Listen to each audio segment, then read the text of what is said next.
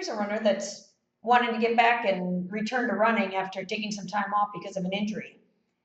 So when we look at her like this, looks like she's pretty limber and no significant limp. Nothing really sticks right out right off the bat. So what were to happen if we were to take a closer look, and if I shared a little bit more with you about her history, and if she is indeed ready to return to running?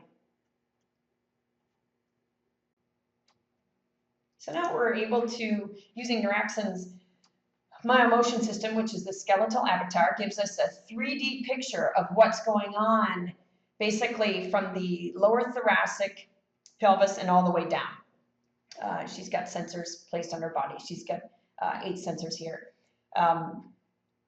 We could use the Myo video that's over here using it, the high definition Logitech camera.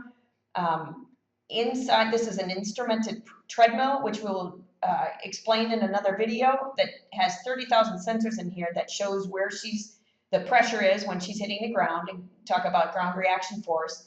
And then she's also wearing sensors, our myo muscle sensors, EMG sensors that tell us what the muscles are doing. But right now we're just specifically focusing on motion. And while she's walking, it's really hard to see what specifically is going on, other than we see a fair amount of motion in the pelvis here. And so this is the importance of being able to utilize frame by frame and slow it down, because it's so hard to see, almost impossible with just the eye by itself, what's really going on. And this is where it becomes even more powerful, using this equipment to change the view and change the speed and say, okay, now we've got a different angle, and we can really start to get a greater appreciation for what the pelvis is doing and start to make some clinical correlations. Along those lines, it's very important and essential to also make sure that you have your clinical findings from your exam, your static exam, your dynamic exam off the table, in conjunction with the video components, to just get that much more of a complete picture. So now as we're watching her walk, we're starting to get more information that's coming through. And so as she goes from right to left side, and if we were to stop it right here, something doesn't look right. As she's in stance phase with the left side, we're starting to see interest in what the body chooses to do and how it absorbs that ground reaction force, or in this case, doesn't absorb it. So now we're starting to say, okay, it makes sense that this individual has had left hip pathology, in the fact that the pelvis, even though the femur is supposed to be, and we know that, and thank you to Dr. Gary Gray and David Tiberio over at the Gray Institute, we understand normal biomechanics and normal walking, that when the foot hits the ground, there is some internal rotation of the femur that occurs, along with adduction of the pelvis. But in this case, looking at the right side versus the left, one of these things does not look like the other. Specifically, as she comes into stance, right there, if we were to draw a line and notice that let me give you a better clinical view here, the line where her foot is forward, but the pelvis is into adduction, she's got extra internal rotation of the femur, and she's got way more rotation. So the muscles that need to be able to absorb this, and then absorb the load, and then basically push off into left hip extension, they're having to do twice as much work. And so these muscles, specifically the gluteus medius muscle and the rotators of the hip, that are supposed to be helping out with the alignment here, that's where she's having an issue.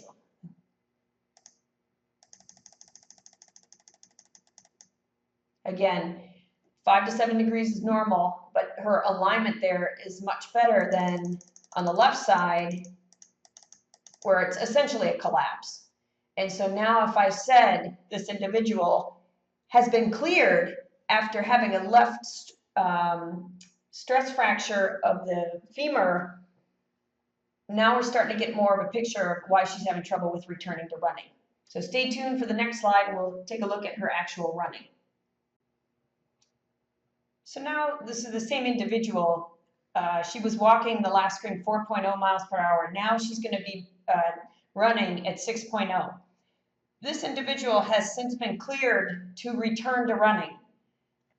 But if we look at this picture right here, something looks a little off. And if we know that the forces in running will increase on the body anywhere between 3 and 6% of body weight, because it goes from walking as a dual leg activity, now it's a single leg activity.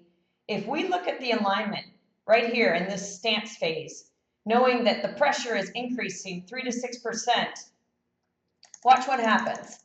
We're going to let this play out.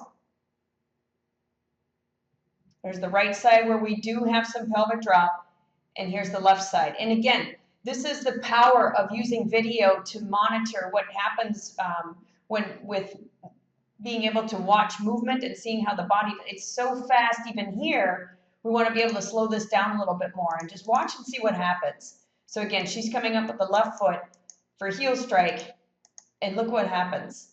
So imagine, and how many steps does she end up taking with alignment like this? And this is after she's already been cleared to return to running. The question that we have to ask ourselves is, if an individual would come in the office and get screened and have results that look like this, would you allow them to return to running? And the second question is, if this individual had come into the office and had gotten a preventative screen before going out for running, could we have prevented the stress fracture to begin with? I got to tell you, and I know that most clinicians would look at this alignment, and even the runner, when she was in here, saw this alignment and said, ooh. And that, it's very powerful, because I guarantee if she had been able to see what this screen looked like before she had to take time off, was on crutches for non-weight bearing crutches, and the pain, and most importantly, the time that she's been away from doing the activity that she loves doing the most, she'd go back and do this screen again in a heartbeat to prevent what she had to go through and is still going through right now because of the time off that not only was not helping the stress fracture because it was a biomechanical issue, but basically allowed her muscles to become even weaker. So she's got to work twice as hard to work on getting her posture back. So just some really powerful things to think about in the future with preventative medicine and the power of this technology and what it can do for people, not just in the running community, but just for movement analysis in general, and the amount of money that we can save in the healthcare industry. Thanks so much.